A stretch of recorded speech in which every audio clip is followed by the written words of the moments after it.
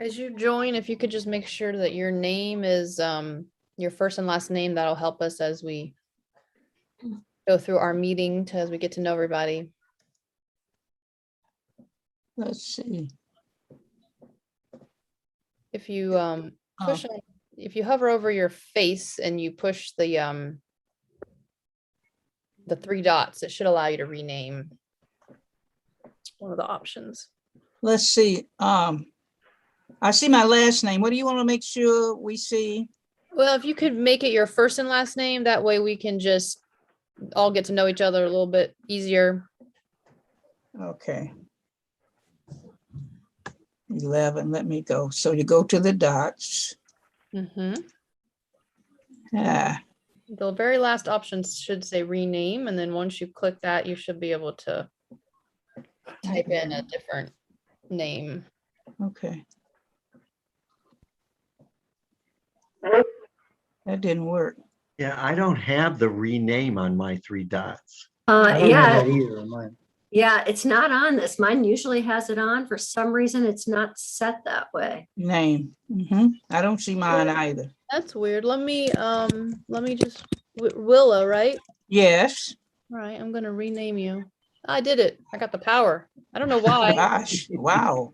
I don't know why I have that power. Nobody else does. Usually you can rename yourself. That's weird. We'll have to check our settings. Brian can look at that when we Let do me our see. next meeting.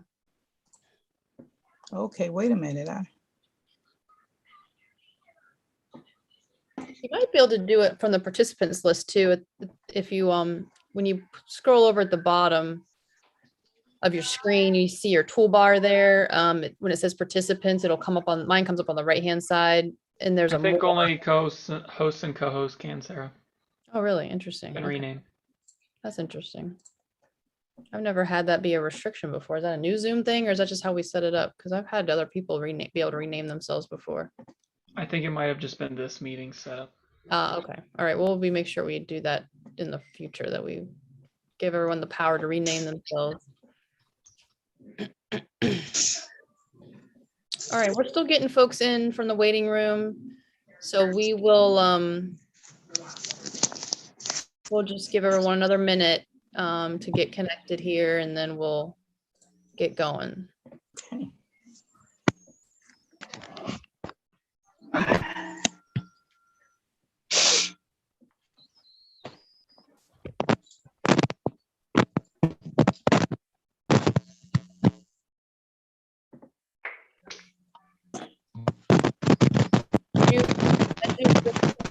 Mute yourself as well. That would be helpful until we get into our discussion later.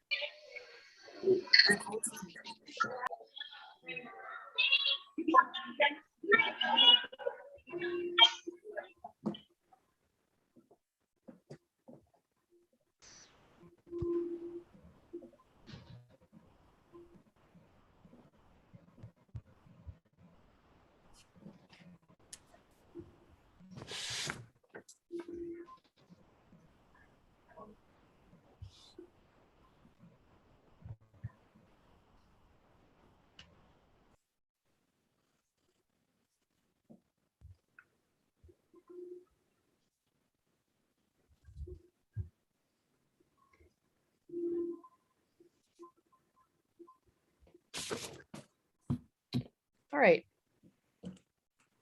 No, it's 4 minutes past. So Steve, maybe we should, looks like the waiting room's calmed down a little bit. Brian will keep an eye on that and let anyone in who's running late, but maybe we should go ahead and get us going. Okay, thank you. Thank you very much, Sarah. First of all, on behalf of the Forward Together groups, the leadership group, the client group, and the 2 boards and the City Council, I want to thank you all again for joining us tonight for the second meeting of your group. And I'd also like to welcome 2 members, one of which is Dr. John Morris. He's president of SHTA. Thank you for joining us. Dr. Morris is an instructor at Shaker Heights, and think that we have being a teacher. We just really are pleased to have you join us and join the advisory committee. I don't see Danielle Tall, who's a student. She's on there, Steve. She's here. Yannick. Yeah, I Thank you. saw her. All right, I see what, I'm not looking at both sides. Danielle, thank you also. Danielle is a student in the Shaker Heights school system, and we're really pleased to have her a participant in this group.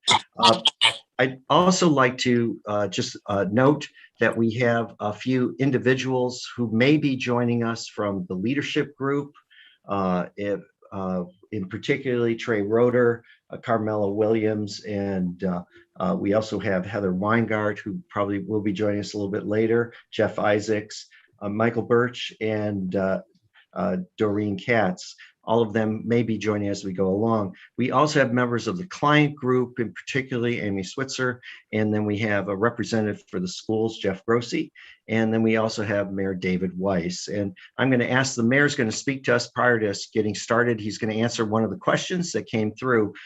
Before I ask the mayor to do that, I just want to, as a reminder, and it'll be at the end of the program today, Sarah and her team and the consultant team, which includes the VAA architects, Chris Dewey, we have Sarah Bongiorno, we also have Tamiko Taylor, and then also Brian Ashworth, who is also part of our consultant team. At the end of their presentation, they're going to discuss, we are coming up on September 30th at 6:30 p.m., a joint group of the meeting, which would include the city council, the school board, and the library board. And it'll take place at 6:30 p.m.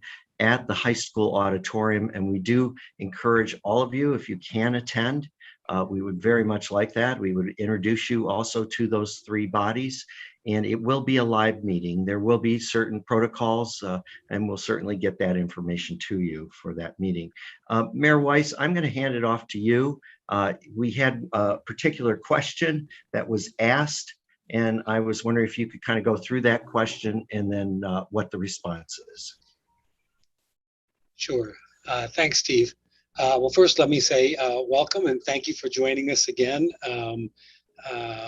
I hope you found the first meeting as interesting as I did. I was really impressed with the thoughts and the participation and the eagerness by which people were willing to express opinions right out of the chute. So let me start by saying just thank you. And so I'm glad to see you again for this meeting, and looking forward to another robust discussion tonight. So let me start with that. The question that Steve asked me to respond to, and what we're trying to do is make sure that as we go through this process, when questions come up, that we address them, kind of as quickly as we can to keep the lines of communication open. But one question in particular that Steve asked was, one of the members of the advisory committee asked whether the recommendations coming from the advisory group are binding, or if they're binding on the decision makers at the city, the schools, and the library. Let me start by saying this advisory committee is truly uniquely situated to provide really some key insights and feedback throughout the process. And your role is to serve as among others, to serve as a voice representing the overall community, which is really a critical role. So as a result, the recommendations and your input that you provide will serve as really key input for the recommendations ultimately made by the leadership group to each of the three boards of the library, the city council, and the school board. So while I guess not binding per se, I would say that doesn't change the fact that of how important they are and the significant weight that they carry, your recommendations and thoughts as we go through this process. So hopefully that responds to that question. And Steve, I'll turn it back to you. Thank you, Mayor. I'm going to now hand it over to Sarah, Tamika, and Brian, who are going to guide us through tonight's meeting. So Sarah, want to start us off? Yep, I'm gonna share my screen here. Welcome, everybody. Let me get myself situated. Welcome back. I'm glad to see so many of you joining us back for our second meeting. So I'm gonna skip ahead here. So, again, I think there was similar kind of protocols last time. If you got questions, feel free to jump in. Also use the chat throughout the meeting. We will be monitoring that. And if there are questions that we can't answer during the meeting, we will do a follow-up email and answer those questions after. I wanted to make sure you understood. You gave us a lot of great input from that first meeting, and I want you to know that we're using it as we go through this process. So from that first meeting, you provided some input about key messages and tools and barriers for communications and outreach. And we've been working with our communications team with the city, the library, and the schools to address and use some of that input in order to help us fine tune as we go out for this first round of public engagement in October. So that's been super helpful. And then Chris is from VAA and his team, the challenges, opportunities, outcomes, the big ideas we talked about towards the end of the meeting last time. He was really using those to help develop some principles or foundational concepts, we're calling them, we'll be using those as direct input into the plan as well. But anyway, I really want to make sure that the time that you spend, the input that you're giving us, we are using it. And as we get further in, there'll be more concrete things that you're responding to and giving feedback on. And so we're going to be sure to use that input, as the mayor said. So our agenda tonight, we are going to do a little bit of reflection upon the educational visioning, that 2-day educational visioning workshop that was a few weeks back. Some of you participated in those full 2 days, and we are going to ask if you want to share any of your perspective on that a little bit later. Chris is going to go through some stats. I know that some of you asked about some, data and stats about, where we are with the schools and with the city in general. So we're going to provide a little bit of that tonight. And then we are going to spend, the later half of the meeting talking about these building the vision workshops, what we're calling them, in preparation for our first round of engagement that's going to be happening in early October.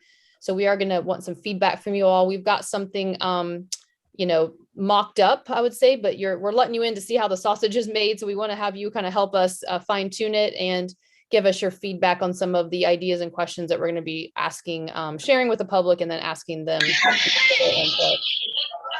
And then we have a few things at the end to sort of next steps, and then we'll adjourn.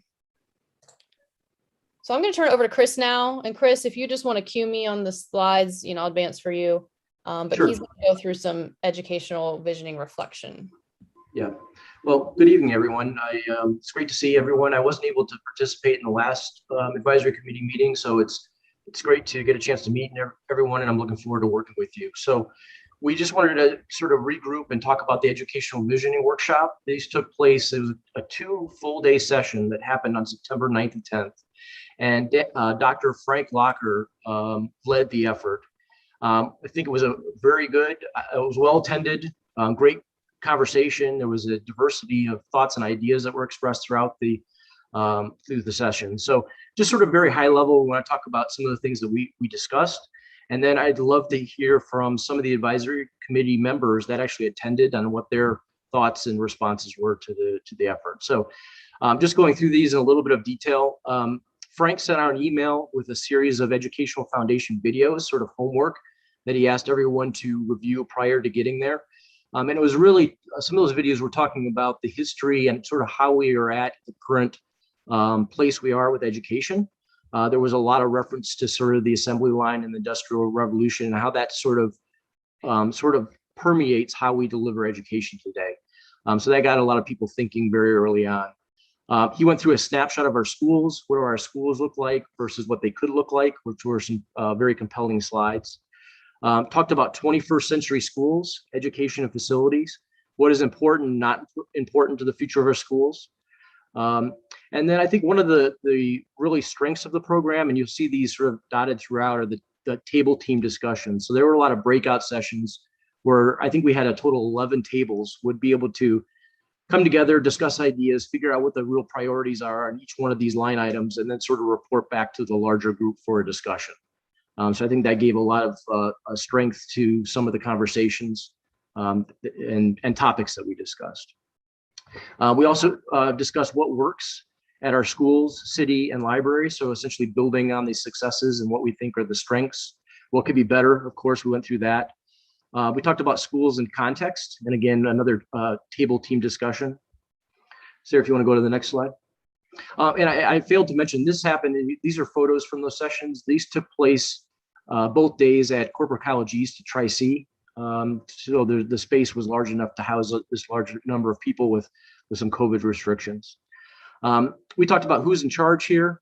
So really, what are the hindrances to making the educational vision that we want in Shaker a reality? So some things were Common Core, state testing, things of that nature. And then of course there was another table team discussion. We had a great conversation about diversity, equity, inclusion, a lot of discussion around that topic. We talked about schools, and so schools were the primary conversation because it's educational visioning, but what can we do to group in the library in the city? What components, what synergies, what programs? We got into a lot of those conversations as part of these 2-day sessions. We also had some good conversations about school organization. So for example, what are the right grade bands? And by grade bands, I mean groupings of different grades. How many different grades should be in one building? What should be the makeup of some of those spaces? So we got some feedback through table team discussion on that. And then one of the most compelling aspects was there was a visioning session closing summary. Some people that are on the call tonight in different capacities, whether you're in the advisory committee, the leadership, or some of the boards or city council, were able to attend and sort of get a summary. I think it was very compelling that the students were the ones presenting, and you can see the image there with a series of boards and the notes throughout the sessions, and they sort of reported out their findings, which I think was pretty compelling. So a lot of great information, much too much to cover in tonight's session, but the next steps are Frank is compiling the visioning session report. And once that report is finalized, then we will be able to issue that to the advisory committee, and you guys can take a look at that in more detail.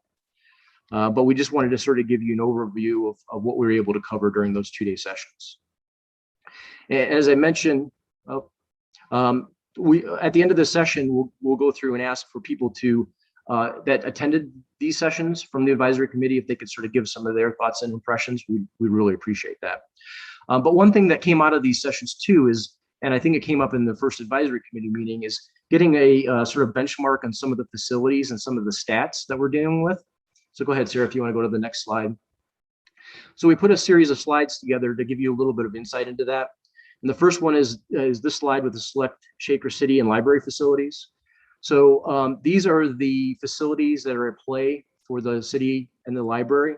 The first one is the Sussex Family Center. It's a little over 56,000 square feet.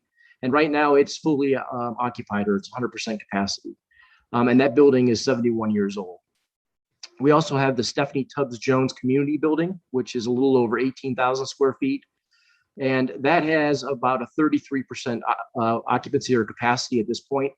There are some moves that are taking place for the housing inspection where they're going to City Hall. So when that's completed, they'll be at about 33% capacity. That building is also 71 years old.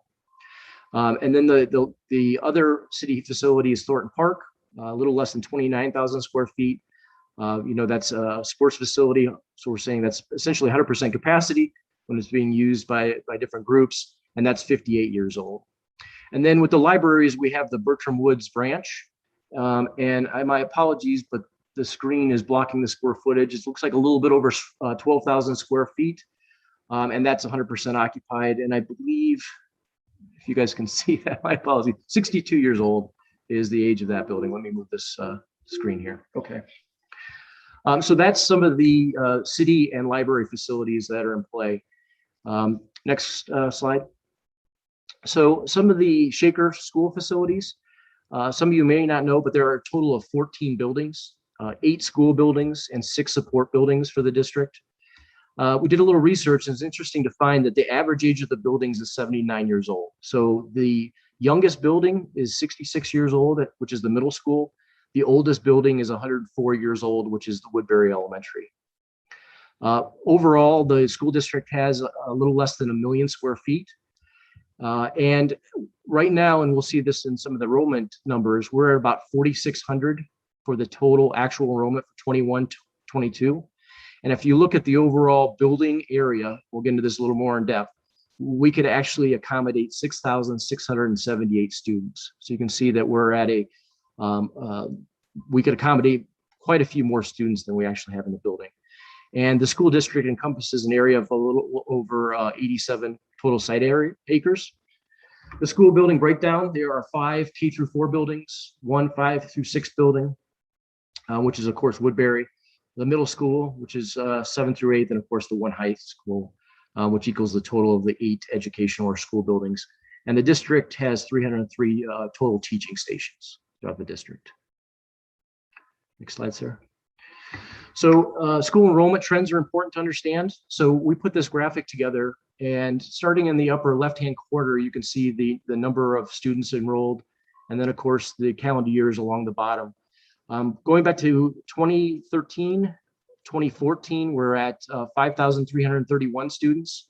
This year, right now, there's a little bit over 4,600 students that are enrolled. A little caveat here, typically enrollment numbers are calculated on October 1st because of students coming in, maybe some families moving away. So typically October 1st is the date that's normally used. So from 2013, 2014 to today with the 4,600 students, that is a 13.7% decrease. So essentially the student enrollment has declined by 731 students since that date. We do not have, you can see to the right, there's a series of boxes there with the dashed arrow. That is the assumed projection, but we are going to have updated projections and enrollment numbers in the next couple months after that October 1st date when we get the new enrollment. Hey, Chris, I think Yeah. Anne has a question. She has her hand up. Yeah, so Yeah. my question is it's obviously a very sharp decline, but has there been comparative data to the number of parents who are actually keeping their children home during pandemic? That is a good question. Jeff, I know you're on. I don't know if you have an answer for that. Yeah, this year we have very few families because there's no option to keep the students home during the pandemic. So this year is very low in comparison to last year when we had that option for families. So when But this that does not affect the enrollment, I guess, is really the answer to the question. The only reason I ask is I know there's several neighbors of mine, for example, I'm in Mercer Elementary, who've chosen to go the homeschool route because of pandemic. So I would just ask that we look at that number so that it's not as striking. Obviously, enrollment is decreasing, period, but that the slope of that may not be as severe as this shows. Yeah, so interestingly enough, this question comes up a lot. Why is it 13%, 13.7%? So we did contact, and I got some information from the state today, and it was interesting that for some of the counties that touch Cuyahoga County, so Cuyahoga County itself, over the last 10 years, has seen a reduction of 16.4% of students. That's since the 2011, 2012 to today. Some of the other surrounding counties, Medina, 17.8, a decline, Geauga, 20.2, Lake, 11.8, Summit, 9.5. So this is really a trend. To the state of Ohio, they're seeing about an average over this 10 years of about 6%.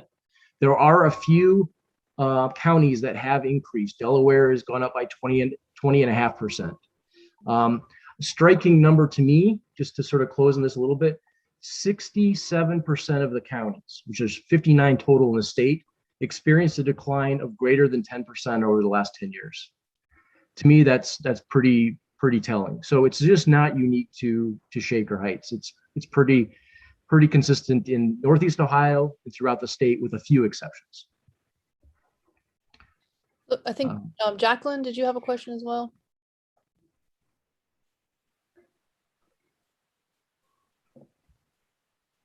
And Sarah, there's a couple of questions in the chat that I can address real quickly.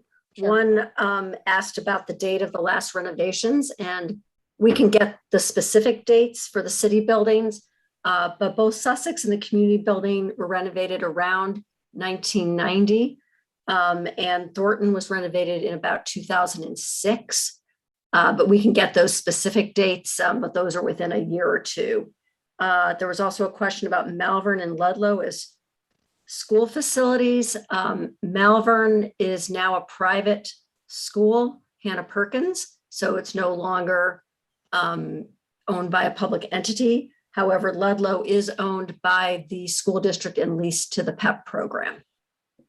And if I can add on about the Bertram Woods branch, the last renovation of the Bertram Woods branch was 2003.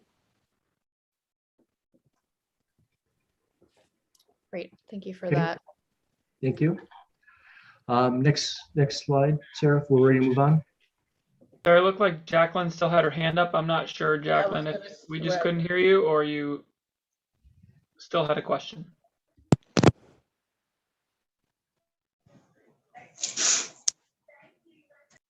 Can you hear me?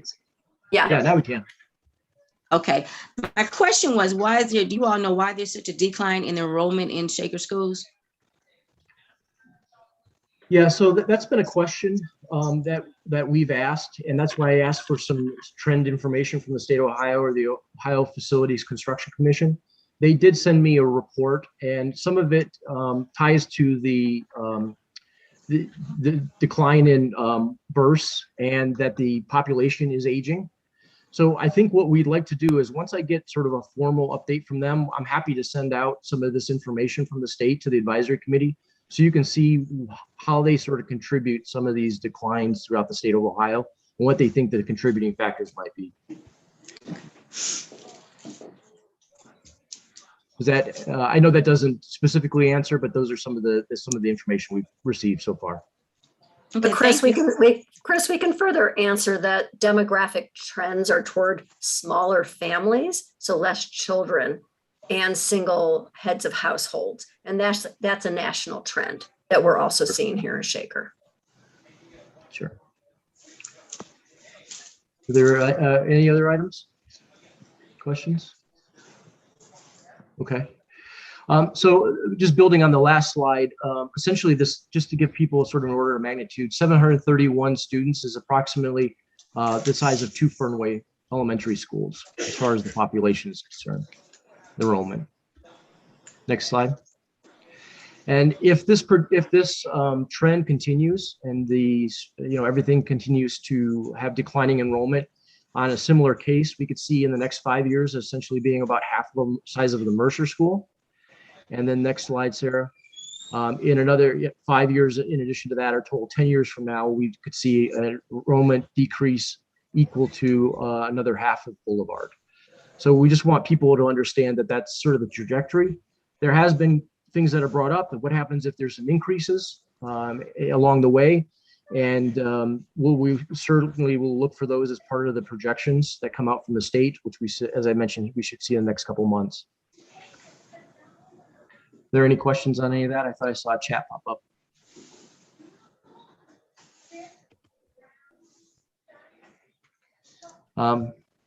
Okay, we'll go to the next one.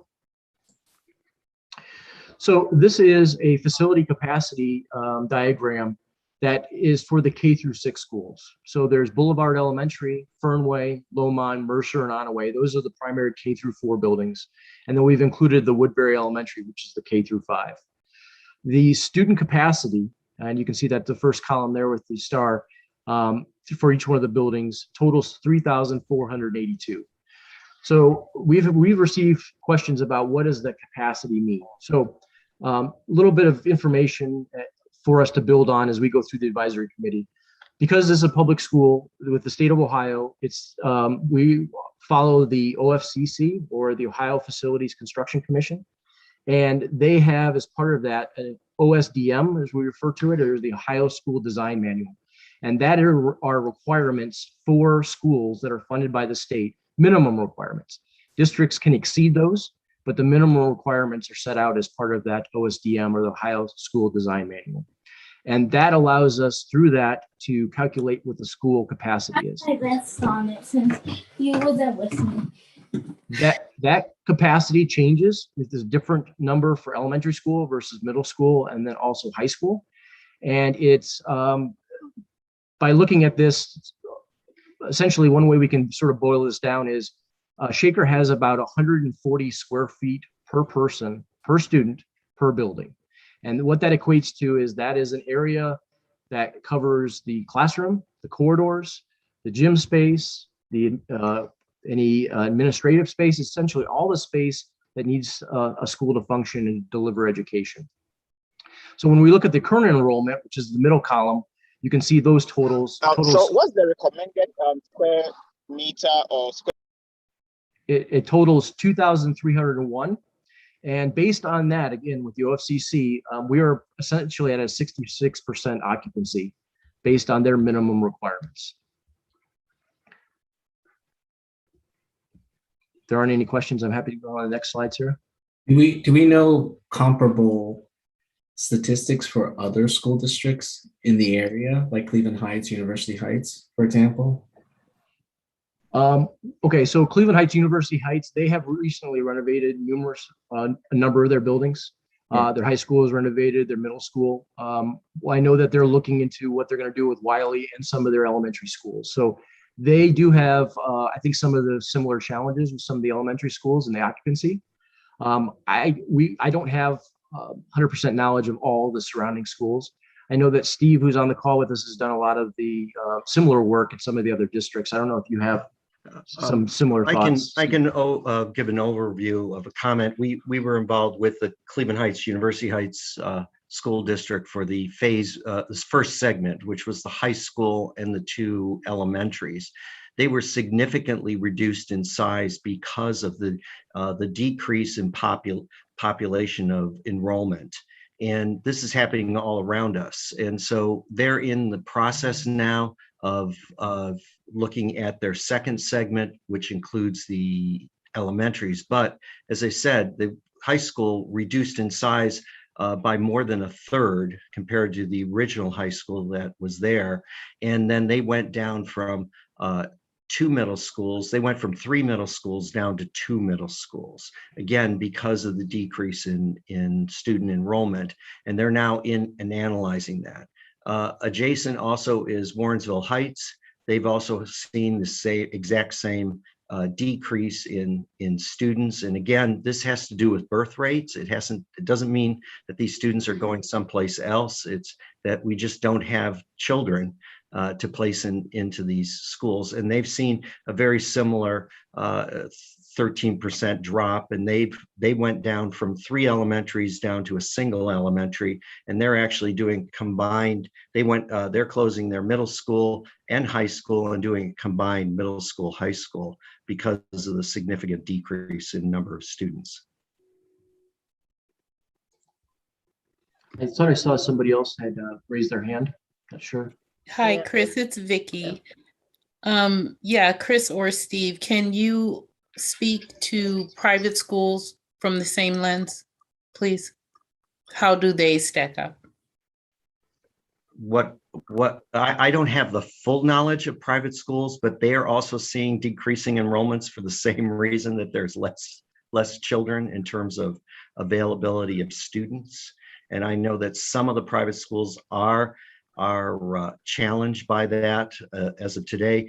I'd have to really look at some other information from the state to see what those numbers and decreases are. And Steve, I can add the private schools in Shaker that we've been in contact with have shown a very steady population over the years throughout time. So they go up and down a little bit, but they're more stable. Thank you, Joyce.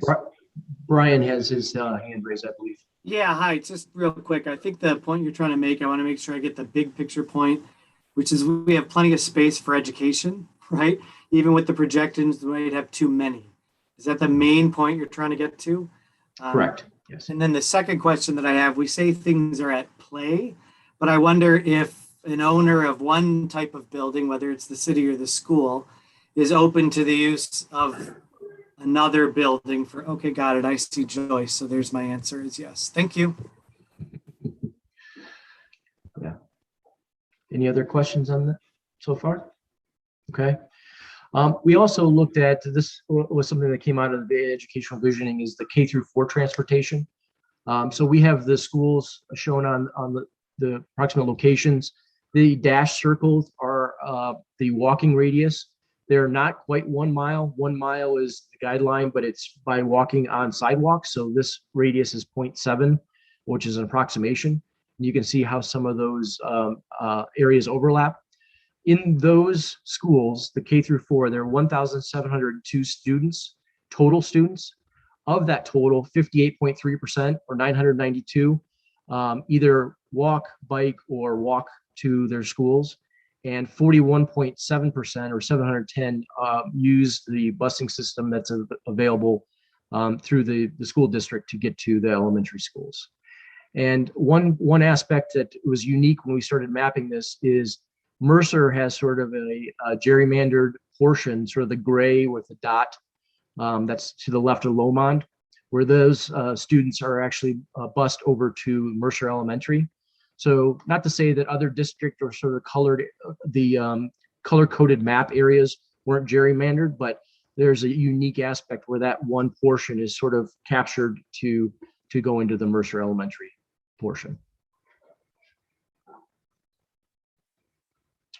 So if there are any other questions on those sort of foundational slides, we'd love to hear some reflection from the advisory community members that were able to attend the visioning sessions. Any things that was striking that came out of those sessions? I think we had 4 members attend. Is that correct, Steve? Yeah, That's correct, plus Danielle. Plus Danielle, yeah. If anybody wants to just jump in, I think we've got maybe all of you on the, I saw Sonia come in, I see Vicky, and I know Danielle's on there, and then Dr. John Morris was also there. So any of you want to jump in and start us off, that'd be good. I can stop sharing so we can see each other better, and then I'll re-share in a second. And Stephanie and Jim were also there. Yeah, I was going to add, thank you for the welcome, Steve, to the group. One thing that really stood out to me is, and being a teacher and dealing with learners, is that visual that we saw in photo after a photo, which is the declining enrollment of the district combined with the map that shows the buildings with the percentages. Now, granted, we were told, Frank said that would be updated with the latest census information. I think that's key. I think that last data was 2013, but to have that conversation with my neighbors, and I'm also a Shaker resident, a Shaker parent, that kind of graphic, that kind of data is crucial, right? Mm-hmm. And the reality that we're down 2 Fernways or 2 elementary buildings is crucial. So of all those 2 days, the big takeaway for me, if I could take away that snapshot, and I did take a snapshot of that visual, I think that's got to get out there to the community for them to digest and to process. So this is Stephanie. Hi. I can chime in. I agree with what John just said. I think that data and those visualizing it in that way is really crucial. I think that for me, the 2 days were really overwhelming in a good way, because I work in higher education, but I don't work in K through 12 education. So there was so much about the opportunities to really reconceptualize how we deliver education in the 21st century that were it was a lot to process as someone who doesn't work in a K-12 building every day. But I think that opportunity is really exciting. And then pairing that with the facilities challenges, which is where I'm a resident, I live here, but I also, I teach historic preservation at Cleveland State. So thinking about those facility space challenges and putting those 2 together. So, I came away pretty excited and I think really interested in hearing more voices, I think, about the situation, and really understanding that, at least from that workshop, it seemed like all options really are on the table, whether that's consolidation, reconfiguration, removing some parts of buildings, whatever it may be to get us to where we need to be that's more efficient and functional. I think some things were really compelling and exciting. If I'm honest, I think some of the ideas that came out might be a little more controversial if they hit the kind of general public. But I think that data and really having kind of a frank and honest conversation about where we're at in numbers and combining that with concerns about diversity and equity and inclusion, which really permeated both of the days. I don't know if that's a good summary, but that's kind of where I landed, I think, after the 2 days. Oh, that's great. Thank you. Okay, hello. This is Opoku. I'm curious though, is there a plan to have the structures in a flexible way such that if there's a reversal in how the population is growing amongst the kids, we can still accommodate everything? So let's say in future, if we figure that the kids are getting more in the districts, are we flexible enough to accommodate them, or do we need to re-engineer everything? Yeah, so of course, we don't have a plan in place. We don't know what might change and what might develop as part of the master plan, but we would want to build in flexibility. So if there were renovations to schools or consolidation of schools or new schools built, we want to make sure that there would be a wing, for instance, added on to a specific school to accommodate increase in population. Of course, we don't know where things will have, be in 15 to 20 years. But yeah, we want to build that into any of the work we do as part of the master plan. But we don't have anything set now, given we're sort of early in the process. Danielle has her hand up, Chris. Yeah, Danielle, go ahead, please. Hi. So I just wanted to speak to maybe one of the more controversial topics of the educational visioning workshop. So one of the things that we mentioned during the workshop that struck me was the 21st century schooling and how it's basically just changed the vocabulary from the 20th century schooling, and how we haven't exactly changed schooling, we've just adapted new vocabulary to describe it. And so one thing that interested me was the concept of project-based learning and moving into a more project-based learning environment more than traditional content-based learning, and how it would offer a more individualized and personalized experience for students and hopefully increase student engagement. So one of the things that we spoke about was how student engagement depletes significantly after 5th grade. And we looked at some statistics about that as well. And we talked about how to engage students more. And it seemed like in the different breakout groups that student engagement was very important to everyone. And so to me, project-based learning was very interesting because I actually take my schooling through the Innovative Center instead of main campus at the high school. And one of the things that the Innovative Center is utilizing is transitioning more into project-based learning environments. And so, for example, instead of taking an online class or something through the Innovative Center, which is how it used to be set up to go through a US history course, I can instead create my own project that is more personalized towards me about African-American history, and comparing to the typically more whitewashed version of history, and to a book that is written by 90 different African-American authors about African-American history over the years. Like that would just be an example. And so, so that was something that struck me, was the opportunity to explore different learning styles and create projects that would engage students and appeal more to their personal interests, and overall just extend the lasting effect of knowledge from a particular subject. Because one of the things that someone at my table mentioned is that if someone takes like an an AP or IB course in May or June, let's say, they study and they cram in all of that studying to pass that specific test. But then if you were to administer the same test after the summer is over, they'd probably get a much lower score, because what they were learning was just specifically to pass the test and not in a more meaningful, long-lasting way. So project-based learning was very interesting to me, and how to engage students in a more meaningful, long-lasting way to offer that opportunity. Thank you. Vicki, I think you had your hand up. Yeah, Danielle actually centered on one of the things that really impacted me. It was project-based learning, but I was just inspired having 2 days to imagine how much more meaningful and empowering education can be. Project-based learning was certainly one of those ways to accomplish that. But the other thing that struck me was the power of placemaking. And this isn't something I'm unfamiliar with, but just how creating an environment, just how environment alone can inspire and motivate and change attitudes and just encourage.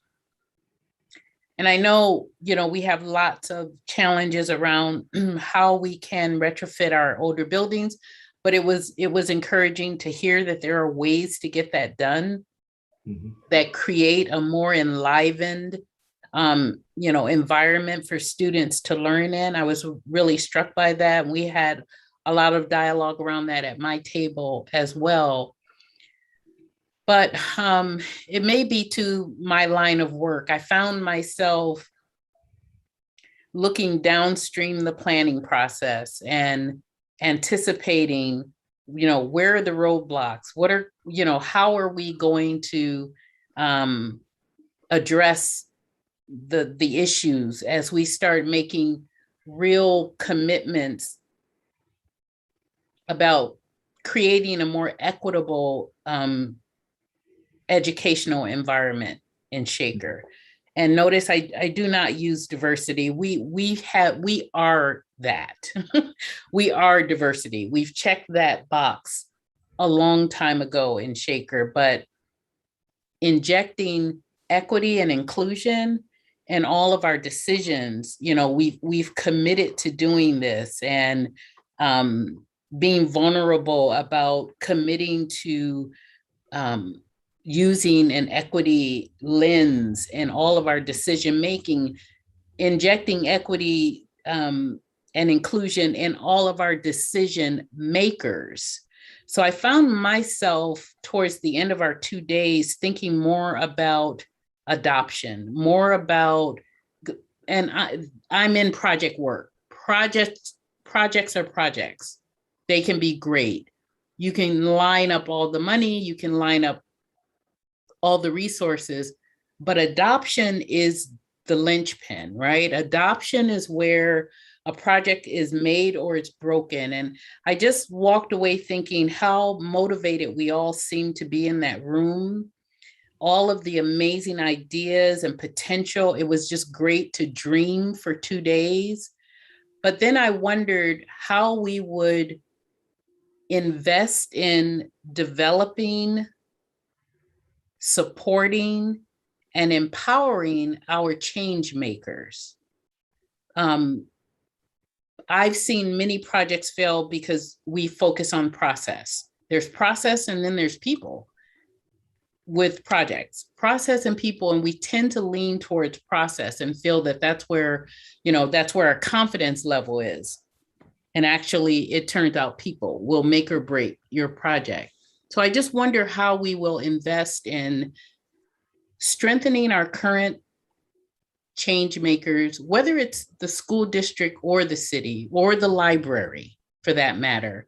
How are we going to invest in developing our change makers, openly supporting them and empowering them to help move these initiatives across the line and develop additional change makers, because they will be the ones to reach one, right? Each one will reach another and make those changes. So I wanted to hear more, I wanted to hear more about how we were going to develop our guard, develop our team, develop our change makers and support them in helping us bring these initiatives across the line, because I think adoption is going to be where we hit our biggest wall.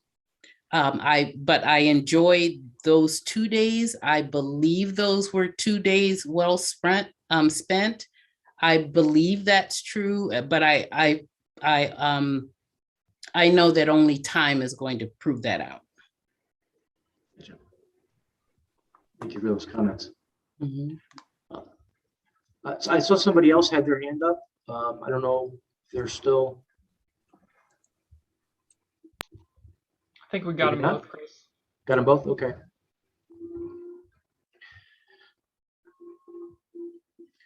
Sarah, did you, I know you want to go back to, were there any other takeaways? Yeah, anybody? And, you know, Vicky, I guess not to shortchange your comments. I don't know if we have all the answers to your comments, but it's food for thought for this group and for some people that are joining us on how that it sort of gets implemented. So I think hopefully what we do as a group will build on that and give us that momentum and that direction we need to be successful. But And Chris, I'd even, oh, I'm sorry, I didn't mean to interrupt you, but I'd even say beyond implementation, it is mindset. How are we going to, I think, you know, to John's point and Stephanie's point, those visuals about where we are in our school district, the maps, the enrollment, that was extremely powerful. And we have that reality is the only thing that will reach certain people. Sure. The you know, equity is not going to reach our entire population, but that reality may. And so, you know, it's more than just the implementation. It's how are we gonna, what's the messaging that we will focus on to get adoption, to get people's mindsets around accepting change and moving forward and knowing that we have to move forward to become this 21st century city that we know we must be. So it's interesting. So that's actually a good segue for the next portion we're going to touch on, which are some foundational concepts that we've sort of developed that I think can be a roadmap for us to check back and to see if what we're going to do or the process matches those foundational concepts. I don't know, do you want to go to that, Sarah? Yeah, there's a couple hands still raised though. Nicole, I think I Oh, saw your hand first, and then Danielle after that, and then we'll go back to the slide deck. Okay. This is just a question about, I guess, the physical possible future layout of the schools. 3 years ago, my son, when he was in 4th grade, it was Boulevard and Carmen Chung's class. They were, I think, one of several in the district that had, it was like modern furniture, and they were supposed to be like seated more comfortably around the room instead of at traditional desks. And I mean, I know my son did great academically that year. I also know that Carmen is very good at like the individualized instruction that I think teachers need to have in a more equitable classroom. So, I mean, both of those things combined, I'm sure affected it, but I did wonder, like, as far as the classrooms that had that layout and that furniture, was there any, you know, result or decision made from that? Well, okay, so that goes back to a pilot classroom program that Shaker initiated. I think that at least one school or one classroom in each school was renovated with the flexible furniture. So the goal of the district, as I understand, is to try to implement that throughout. Flexible furniture was a concept discussed during the visioning sessions for the 2 days, and how that can enhance the project-based learning, how it can enhance the programs, and it's not a hindrance to the education. So my takeaway from that, I mean, we touched on it in a couple of the sessions, but it was sort of, in my mind, it was sort of a given that that's the right sort of direction. And I don't know if people that attended sort of had that same takeaway, but I think some of the 21st century education and learning concepts were embraced as a lot of the comments that we heard. And that's one of the components. And Frank, I think he sort of referred to it as low-hanging fruit, because it's something you can do even in facilities that aren't fully renovated. You essentially change out the furniture and it can help aid in the instruction. So I also know we renovated Fernway School, but that type of furniture was implemented as part of that school because of the renovation. So in every school, a limited basis, and then in Fernway as well. So hopefully that answered your question. Danielle, do you have anything else you want to share? Yeah, so I completely agreed with Ms. Elder on how are we going to support the change makers in this process. And I just wanted to add as a student, I'm here representing the students of Shaker. And one of the things that I pointed out during the educational visioning team is that the students are greatly outnumbered in this process. And so in the first meeting, you know, there wasn't a lot of student engagement, not a lot of students sharing out ideas or feeling confident enough to participate in that way, just because of the pressures and the intimidation that was offered from just being outnumbered in that space. And so I think going along with this process, I just wanted to enforce the idea that we all need equitable engagement when it comes to students that are available or interested in being in conversations like this to improve the district. Because one thing about improving the schooling for students is, you know, going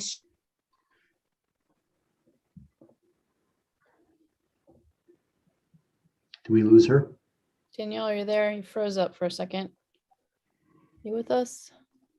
Oh, she might have lost connection. Yeah, I think she did. But I like this, we tend to appeal to a specific type of student instead of a broad spectrum of different students from different backgrounds and different intellectual abilities and everything. And so there are many students with insight to contribute that that don't know these conversations are happening. And so I think that it's very important that we continue to engage the students in a way that everyone is supported and everyone is provided with the information they need to contribute to this process, because it's just so important moving forward. And so I just wanted to say that, just representing the students in this conversation. Yeah, I appreciate that, Danielle. And I do have a slide later on where we're going to talk a little bit about some specific engagement opportunities for the youth. And so I would really appreciate your chiming in again and maybe working with you to kind of make sure that we are being broad and that we're getting out to the students in different ways. So we heard that actually from this group at the first meeting, that we really need to make sure that we're engaging students. And so we've been thinking a little bit about how we might do that. And again, we're going to talk a little bit about that later. So put a pin in that. We'll come back to that. I'm gonna share my screen again here. And Chris, I'm gonna go ahead and let you introduce this slide and run through the bullets here. Okay, thank you. So we've talked about, I know it's part of the first advisory committee, and then through the different meetings of various bodies, we've talked about trying to create, some people would call them goals or principles. There's some overlap with principles and some of the other stuff we're doing. So we've decided to call these sort of foundational concepts. And while these don't use every word that was brought up in the last advisory committee meeting, it does sort of support those ideas. So as an example, creating an enduring place, capitalize on the existing strengths of Shaker. And what I heard loud and clear from the first advisory committee meeting as an example was the architecture. So it doesn't specifically say architecture, but it's going to capitalize on those strengths, on the existing strengths. Space efficiencies, to make sure that, going back to some of the things we've talked about tonight, providing a master plan that will reflect the best use of space, enrollment trends, and academic needs. Enhance performance, identify strategies to perform or transform underperforming and or underutilized facilities. We sort of hit on diversity. Vicki, you mentioned we have that box checked. So equity and inclusion, creating a plan that focuses on that for the people in the community. Making it a magnet community, creation of schools and community facilities to draw residents to Shaker, to increase the number of people that call Shaker home and the enrollment in schools. Accessibility, access for all to the Shaker facilities. This could be whether it's school bus transportation or rec centers or public facilities, libraries, things like that. Enhancing Shaker assets, retaining the community neighborhood facility assets. 21st century education we've talked about a little bit, creating facilities that promote that idea. Pre-K education, value and enhance the pre-K options in the community.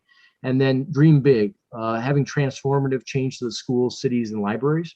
So these are just some that we developed based on the feedback we've heard from the first advisory committee, the visioning session. But we'd love your input on this. We might want to change these a little bit. This is sort of, as Sarah likes to say, this is us showing you how we're making the sausage, and we want everyone's input in that. And we might end up with this 10, we might end up with a different 10, but together we would sort of create the roadmap for success for these.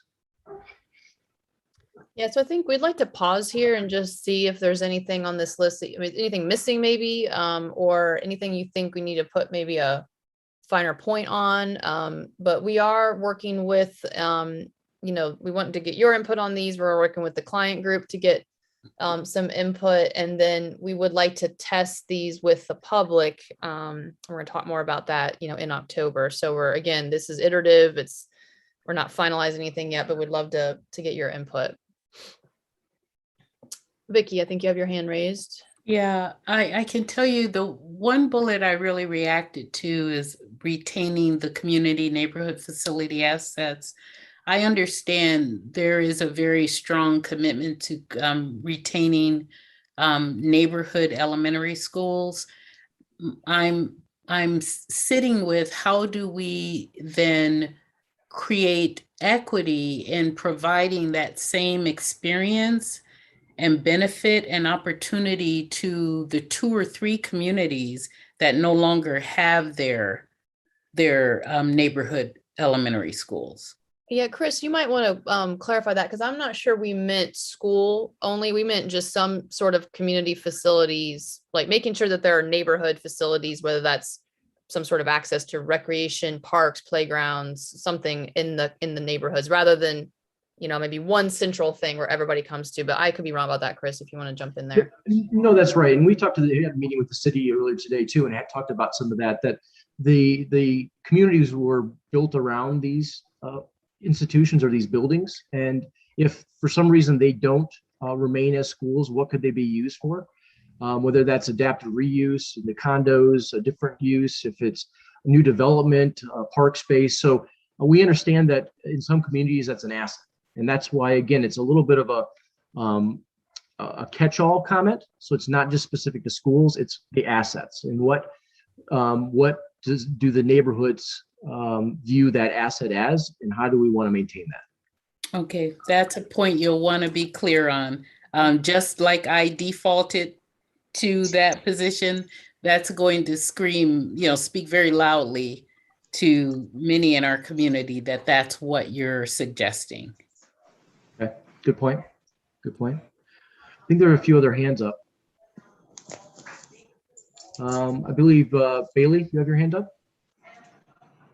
Yeah. Hi everyone. I think my only comment, or just yeah, I guess comment. It's been a long day.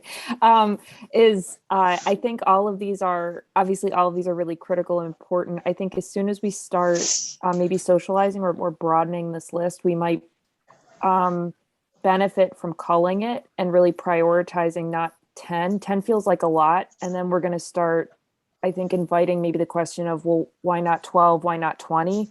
If we can really firm up a smaller but more concrete and firmer number, that also might just help from a messaging perspective as we're trying to say, this is what we're prioritizing. And no, we couldn't do everything, but hopefully we all agree these N number is are the ones that really make Shaker and that we really want to prioritize and see pop as we come together with this plan.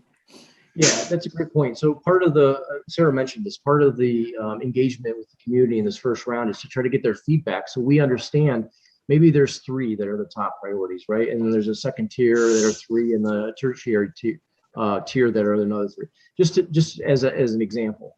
So yeah, we should definitely get feedback. We're not saying that all 10 of these are 100% equal, but we wanted to get these out for people's reactions, their thoughts. People, Vicky had a very strong response immediately to the Shaker assets.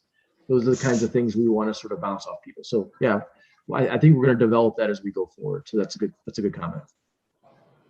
A few other, Stephanie, you have your hand up? Oh, I did, but Jacqueline has had her hand up longer, so I will let her go first. Oh, sorry. That's okay. My question, I had 2 things that kind of stood me out a little bit. It's called the Magnet Community. When you talked about creative skills and community facilities to draw residents to Shaker, what were some of the ideals that you can get people to come to Shaker to be more, to be residents of Shaker, to have children and families? What is the ideals and concept that you all have to draw these people to Shaker? The other thing I had about the pre-K education, when you said the value enhanced pre-K options in the community, I can only say in the Moreland area, I've only seen one pre-K school in my neighborhood. So what are some of the ideals and concept, again, that you are coming up with to deal with these options and these ideals that you are coming up with?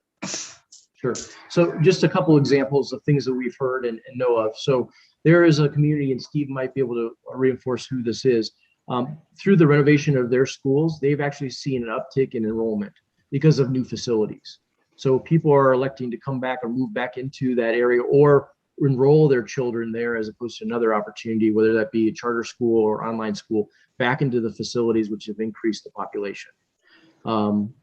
Steve, I don't know if you have anything. Yeah, I can comment on that because it's interesting. We talked about loss, but on the opposite side in Warrensville, where they lost a lot because they built a new facility. And I'll be very frank, they were not certainly of the quality of Shaker schools, but they changed from an F to a B, which was really significant in what they've done. And they saw a significant increase back of students from charter schools. They don't have students who are going to private, such as Shaker.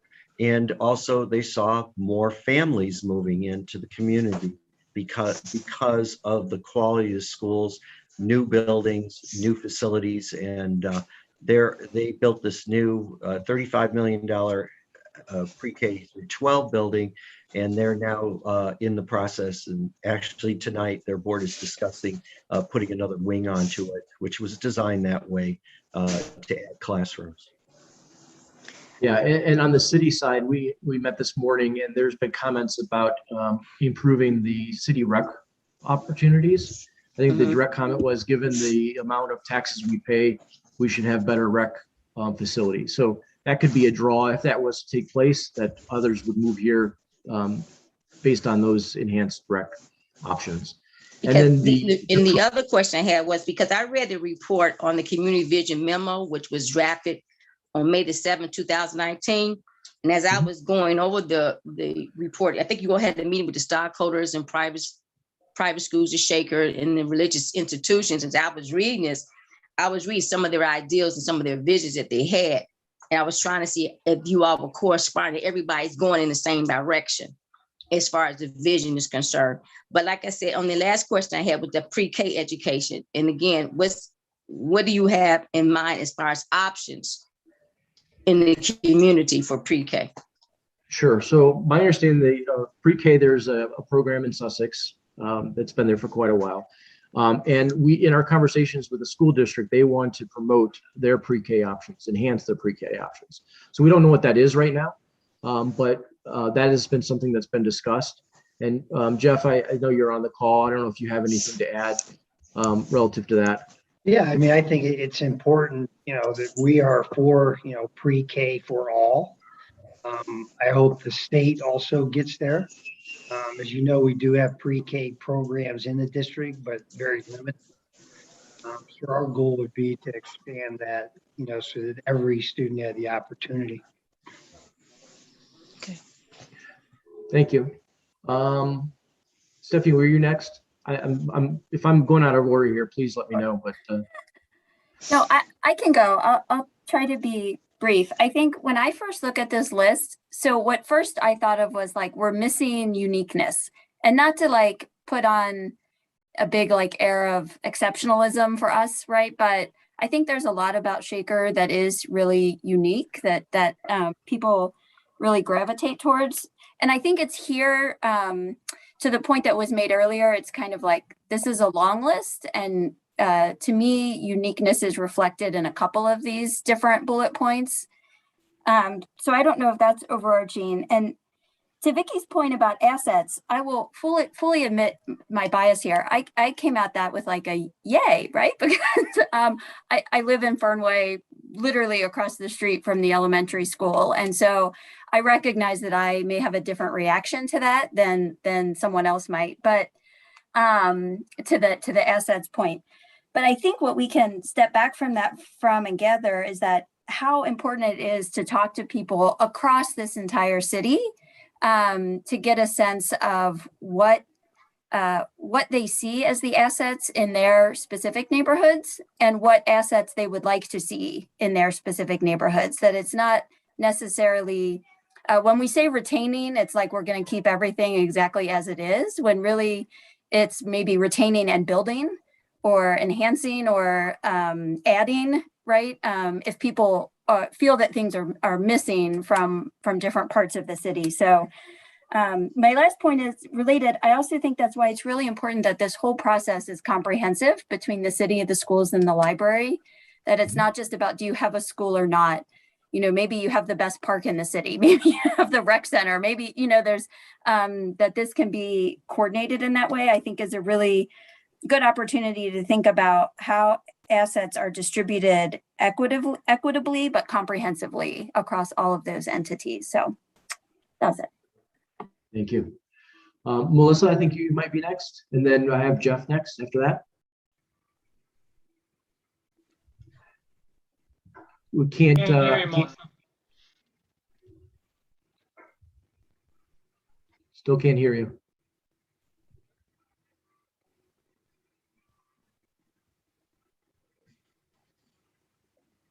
Can you hear me? Oh yeah, now we can. Oh, okay. So I wanted to circle back about pre-K. So I can recall. Now, Melissa, we lost you again. Lost you, Melissa. Hear me? Yeah, but you're going in and out a little bit. I've been having some audio issues. Hopefully I can get some of it out okay. I have a granddaughter who's 4. And when I went out on the website to find out about pre-K, I have to admit I was really extremely disappointed because 1, there's a cost, and 2, there was only 16 seats. And so she had to go, she's on a wait list now. And so quite possibly she's not going to be able to be in pre-K because there's only 16 seats available. So I just want to reinforce about getting more opportunity for pre-K, because if she's shut out, you know, and I want to keep her in the community, my daughter wants to keep her in the community, then there's no other option. And you mentioned about the at Sussex, that's a high cost. So that isn't always an option for people. Back when my daughter was younger, she went to Head Start in the Sussex Center. And it was so nice to have that Head Start there. I lived in Shaker, and I was able to take her right over to the Sussex and have a experience through the Head Start program. And I, from years ago, didn't realize that they were no longer available at the Sussex Center, and that was a little disappointing. Aren't quite at the income levels to be able to utilize the enrichment center or the Carol's Nursery that I know you're talking about. B, my granddaughter will be a 3rd generation Shaker student, and you know, I'm just really nervous. She's not going to be able to get into it. Well, so we lost you again. I was saying, as my granddaughter is going to be a 3rd generation Shaker student, I really want her to have pre-K city that we live in. Sure. Well, I think that reinforces that this is a foundational concept, right? That we've got to, as a community, enhance those offerings and what's available. And based on some early conversations with the school district, that is one of their critical items. So I think it just reinforces that. So thank you. Jeff, I think you were up next. Yeah. So one thing which maybe builds a little bit on Stephanie's comment, that maybe it's implicit in here, the idea of the creating a plan that has synergy between the 3 institutions. And making sure that we're somewhat explicit about here. We don't want 3 plans that are separate, but this is one plan that brings everything together. And maybe it's implicit in the way the whole process is designed, but I think that, to me, a foundational concept of the plan is to be, how do we think about how these things fit together? And the other one, which again, this may be an implicit thing, there's an aspect of like, how do we modernize? And this may be just in some of the wording of the descriptors here. We've got this 21st century education model that's specific to education, but I think one of the things I heard last time, and particularly it calls out as I look at the ages of the buildings, is how do we modernize our facilities and have them work, for the future. And again, it may just be wordsmithing in here to make sure that concept is in, whether it's a foundational concept on its own or not. Yeah, but you're right. And hopefully you see that, we try to word these in a way that it's not only schools or only city or only library, that there's sort of this cohesiveness and synergy between all 3. Now, not everything works that way, right? Schools are very much 21st century, but that does overlap into potentially some of the city and schools, which we're going to get into with some of the stations that Sarah's going to highlight soon. But Chris, I would agree with Jeff that it probably is missing that basic concept of doing this together with all 3 institutions. And maybe we needed to be just a little bit more forward with that type of wording. I will, we'll add that in some capacity to this for feedback. Yep, test with the public. I had Evelyn next. Hello, how are you? I wanted to circle back on the pre-K education. I currently have a child who is at the Onaway building. Well, I guess that's your only building for pre-K or for preschool. It is an amazing program, but it is very limited. He's 4 and I have a 3-year-old daughter, and she's also on a waiting list. And I've talked to a number of different parents who have kids that are stair kids, as far as 4, 3, and they're also on waiting lists. So if we were to open that up, it would bring a lot more to the community, because people want that preschool education experience. Yes, understood. Yeah, Hey, absolutely. Chris, sorry, Chris, Willa has her physical hand up, so I'm not sure if you see that. So I just want to make sure she doesn't get missed. Yep. Willa, do you want to go next? We need you to unmute yourself though, Willa. To do that. There you go. I'm looking at your foundational concepts, and I'm hoping that students that learn differently will be really included. And I'm looking at diversity, equity, and inclusion, and they might be in that. But unless it's really spelled out and flushed out clearly and plainly, I think they can get lost in all of this. And I think they need to be looked at from pre-K all the way through, because they are going to need some special kinds of needs. So I'm hoping that their needs will be included in these foundational concepts. And I can see where they can be, but I'm just saying they need to really be flushed out and spelled out. And you will perhaps get to the diversity, equity, and inclusion and really just spell out exactly what that and who it includes and what it includes and et cetera. But I'm hoping that happens. Sure. So expand that a little for some more clarity. So, yeah. Okay. so that the special needs will really be included in Yep. this. Okay. Okay. Thank you. All right, any other thoughts on these before we move along? This was super helpful for us as we continue to fine tune these as we go out, and we're going to test these with the public. Okay. I don't see any other hands up. Yeah. Okay, I'm going to go Thank on. So we're going to switch gears a little bit here and talk about getting prepared for what we're calling the Building the Vision workshops. We talked about, I think, generally what we're thinking for the engagement rounds at the beginning of October, but I am going to run through that again here. In our follow-up note to you all, we did include the link for the publicity outreach toolkit. So I'm hoping you all have taken a look at some of those resources that we provided you.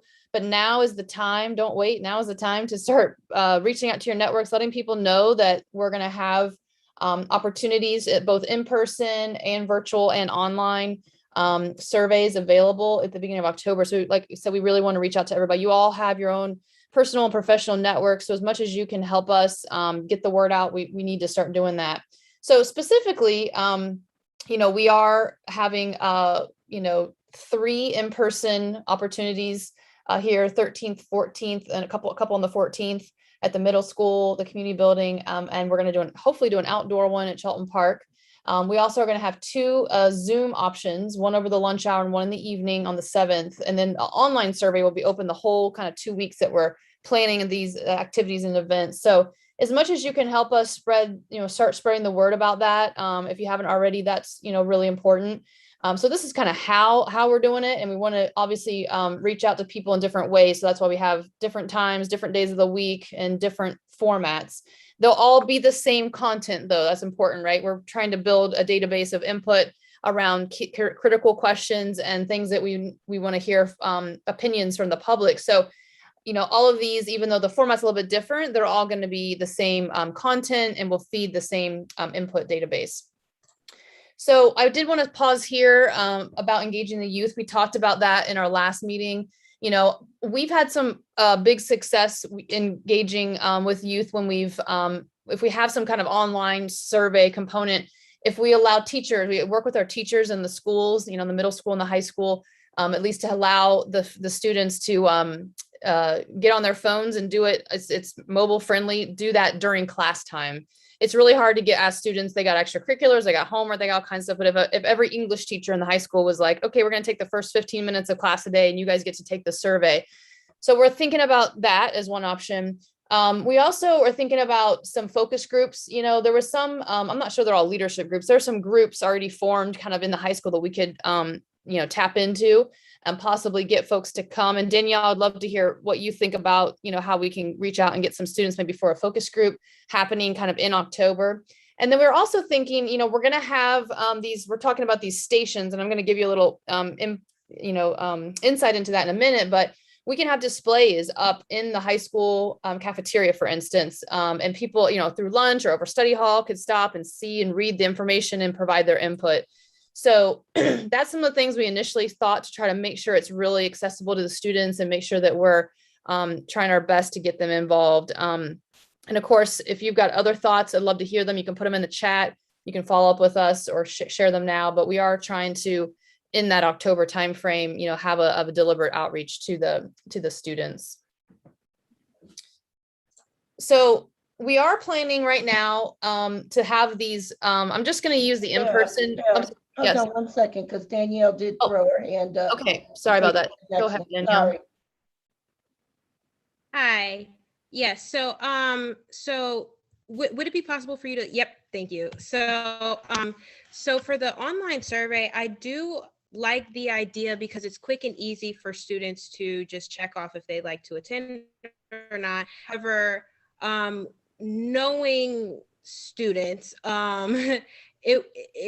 it would be better if someone were to be able to be present to kind of understand, to kind of explain the vision of this group, instead of just telling the teachers to just administer a random survey, just because with no background information, no background knowledge, the engagement and the motivation and the interest overall would not be as elevated. As far as the focus groups, I was wondering what specifically counts as a school leadership group and what groups would be those focus groups that you were targeting. Because another thing is, the other thing I was mentioning earlier is like to advance this process and include more students in an equitable way, we have to make sure we're not just appealing to a specific category of students or a specific type of student, and that we're appealing to those that maybe have felt like they've been pushed off into the shadows of the Shaker Heights City School District. And so yeah, I was just wondering, like, who would determine Yeah, we can how be open. We can be open about that. Oh, I'm sorry. I think I thought you were done, but I think I cut you off. I apologize. No problem. I was just asking, you know, what would count as a focus group that would still include or still apply equitable values to the students and provide them with the information they need for a range of all students. And then also the display in the high school cafeteria and study halls. You know, I completely agree with that as well. But like I said, I think it would be beneficial for someone, even if it was like a video or something that someone made about what the vision is, or something that the teacher could play for the students, or something that we could administer to different classrooms. I know at the high school, I think they all have crew time or something. So then they could do that during their crew time, and so that they get that background knowledge and that they're not just going into it blindly, so that students that maybe wouldn't usually look up for things like this would be like, huh, I kind of do want to have a say in this. I kind of do want to contribute my ideas and my insight. And then the other question that I had was, would the Innovative Center be able to be included in this process? Okay.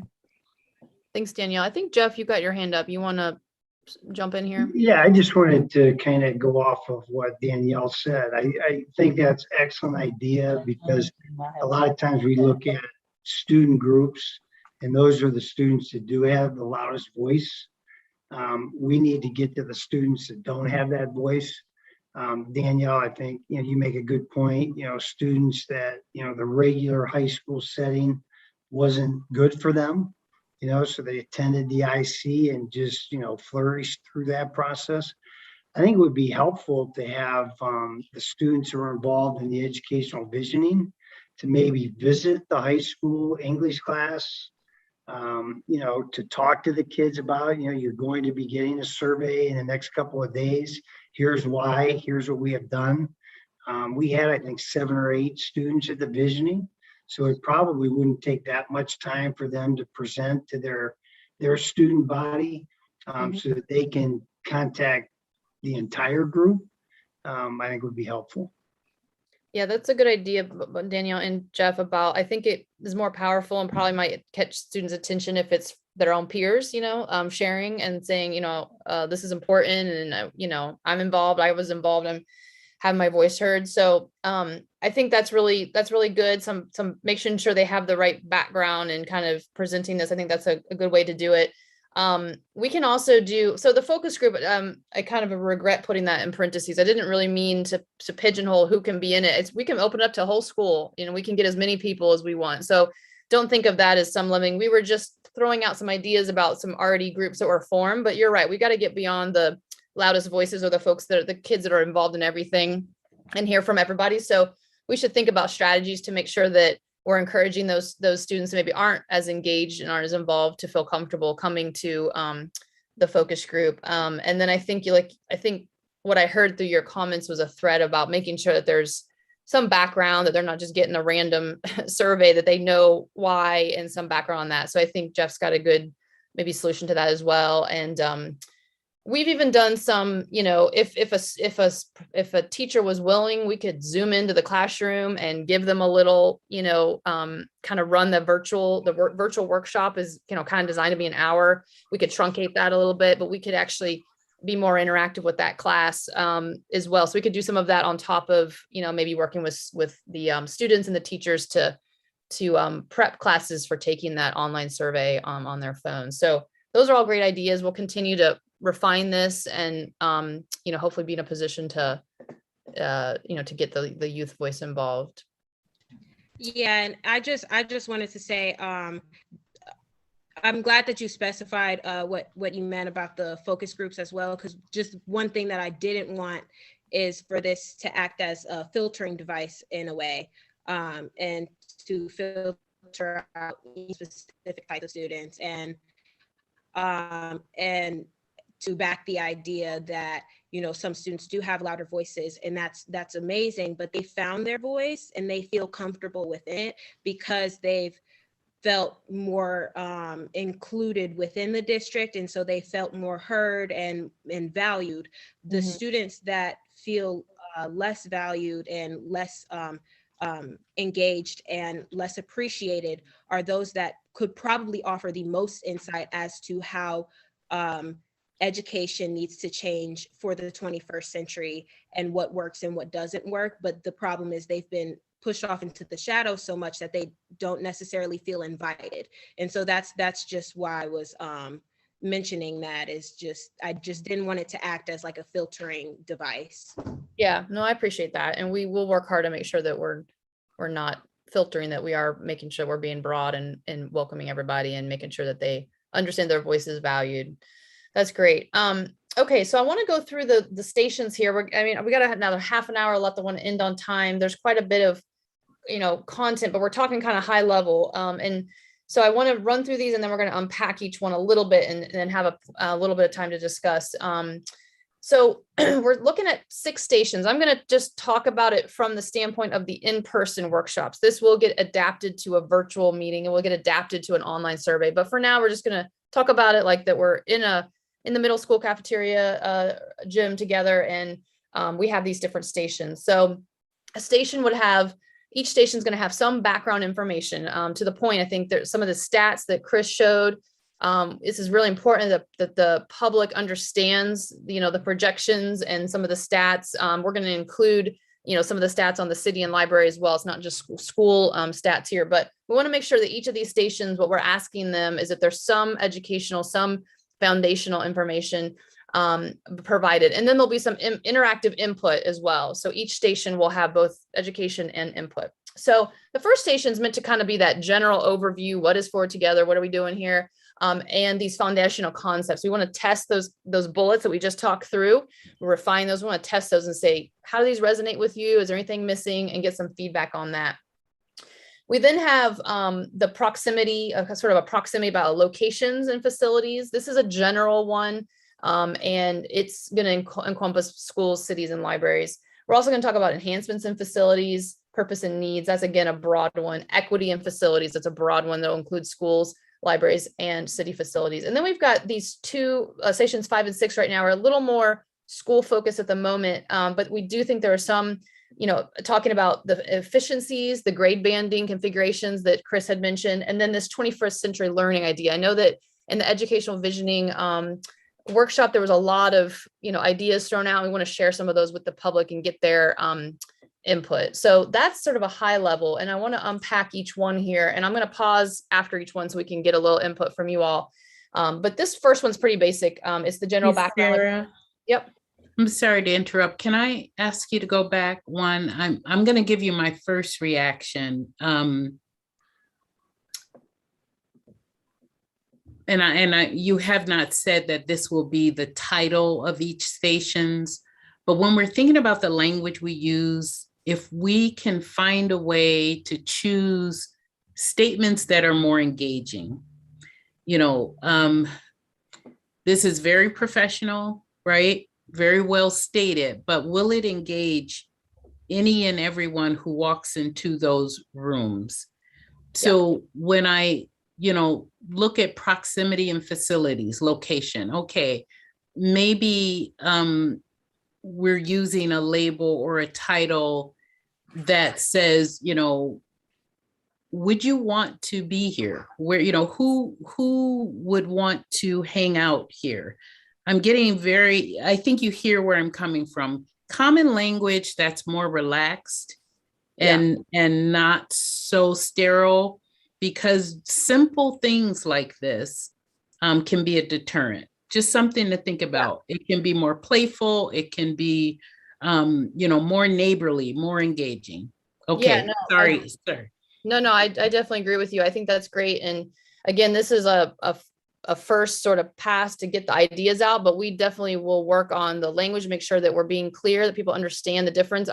I'll admit this isn't the cleanest thing, because we're still trying to figure out ourselves, and we wanted to bring it to you kind of mid working on it here. So I appreciate that comment, and we'll make sure that we're being, clear, and also speaking in a way that engages and kind of makes people, understand what we're saying, so that we're not being dense or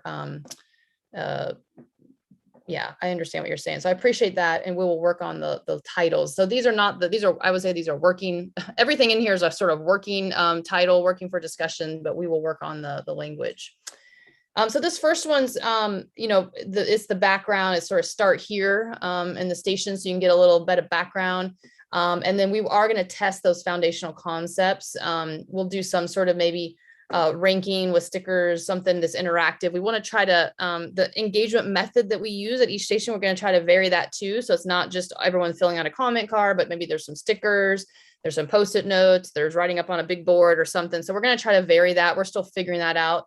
But this one's pretty straightforward. Is there any questions on this one? You've all seen the foundational concepts. We're going to continue to work those with your input, but this will be sort of a start here, give the background about what we're doing, and test the foundational concepts. And maybe those stickers actually have a communication on them. So you know what I'm saying? They have smiley faces, they have frowned faces, they have something that will communicate on behalf of the individual, if that makes sense. Yeah, yep. So the station 2 is about locations. So there's some data and things that Chris's team's working on that, shared something about the capacities, locations, walk sheds, that kind of thing to kind of lay that picture out. And then there's some question prompts that we're still working on these. So these are not in their final. This is what we want to get your input on, but how important are the current facility locations to you and why? And I really I think it was Stephanie who said earlier, what assets do you want to see in your neighborhood? What do you have now? What do you want to see? I think that's a great question. So that might I was already thinking about this station when you said that, Stephanie. So that might be a way we ask the question, but we're trying to get at locations here. And this one may include a map. And we also think the why is really important too. So it might be a map with some dots and then some Post-it notes or some sort of way to capture the why as well. So that's what we're thinking about for the locations. And again, background data and then an input activity. Any comments or questions on this one? Sarah, it's Vicky again. Sorry. I'm trying to think of, is it Menti? Is that the app you can use to capture feedback? Is there a way to tie Mentis to these stations and allow people to respond? Possibly. We've done Menti in a live set, like a live meeting setting. We've used it a lot since the pandemic. We've been doing things virtually, but we were using it back when we were in person. We've used it, we've done QR code type things too. So people, right. The Menti is nice because it gives everyone like an instant view, but the dots and the comments is also an instant, as most people put their dot up and they put their comment, other people can see the dots and see the so I think it's doing the same. That's true. Thing, but yeah, we could look into maybe using that as a tool as well. I just want to say, I think there's great insight in asking what they wish was close to where they live or go to work or wherever it is they're speaking from, rather than how important is the thing that's nearby. Because the thing that's nearby might be irrelevant. They might want to go to something else. Yeah.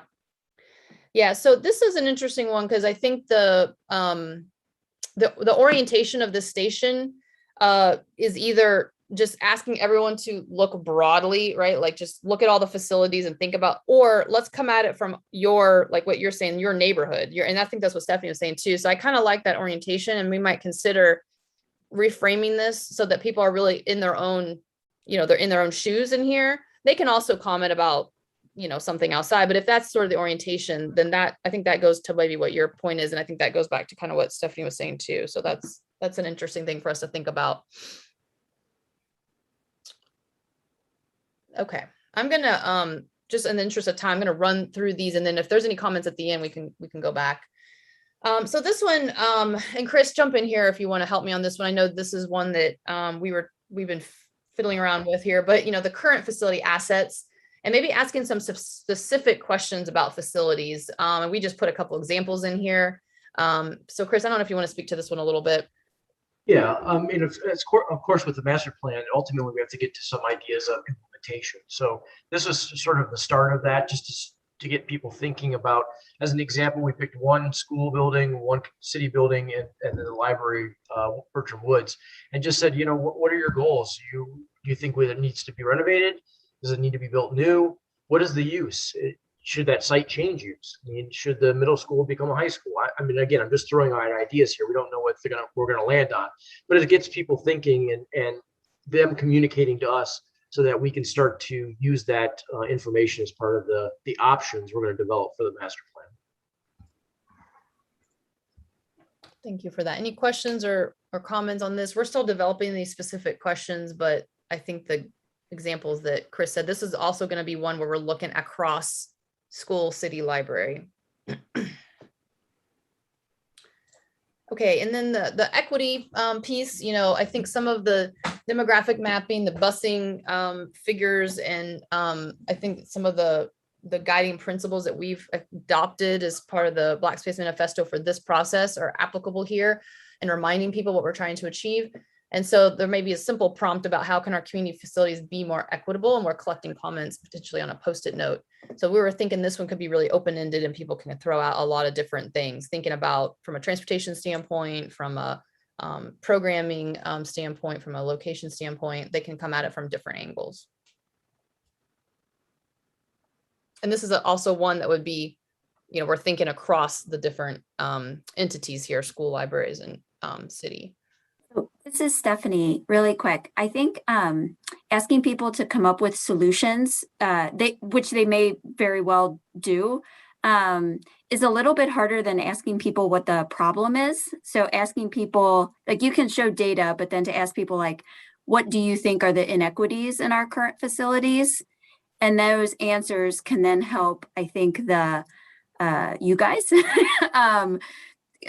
figure out where solutions need to be. Does that make sense? I think it's a helpful, I think people, maybe, I don't know. I have the sense that people might be able to answer, like, where do you see inequities a little bit easier than coming up with the solution. Yeah, no, that's fair. And maybe we tend to, and this is just a simple bias. We don't like to, sometimes we don't like to frame things, and there's obviously issues, but maybe we could frame it in opportunities. Like, where do they see the opportunities? And that gets at some of those issue ideas as well. So I think that's a good way to think about that and reframe that a bit, because sometimes people may not know the solution, but they know what the problem is, and they know what the opportunity to be more equitable is. Okay, that's helpful. Anything else on this one? So Station 5, this one's again, one of those stations that's really more focused on the school facilities right now. And it's about this grade configuration. And from what I understand, the educational visioning, there was a piece about this grade banding or grade configuration. So there was something that came out of, I think, the educational visioning. We're still waiting on Frank's official document and some summary pieces, but we think this one is maybe, let's put something out there for people to react to.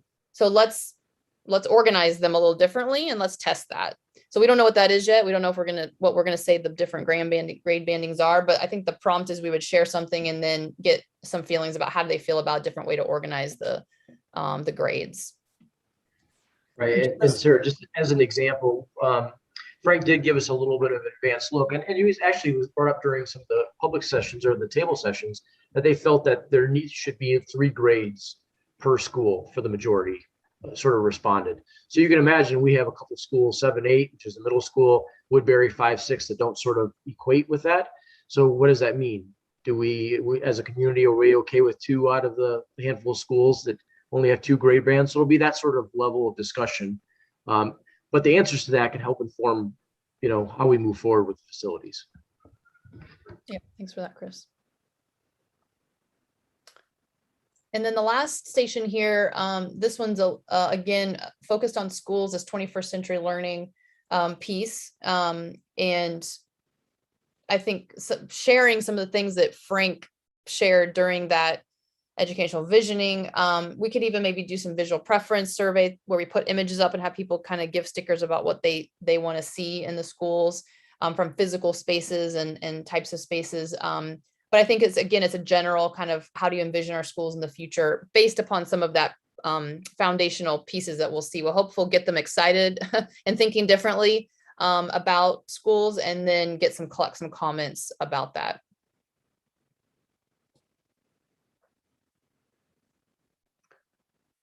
Any questions or comments on any of those? I can go back to the list with all of them if anybody has any questions. So this might be like really out there, but instead of doing just visuals, like if you're in a big space like the cafeteria, could you set up like mini mock classrooms? I don't know if that's like really a weird idea. Just like I love that, but I don't active spaces, like Yeah.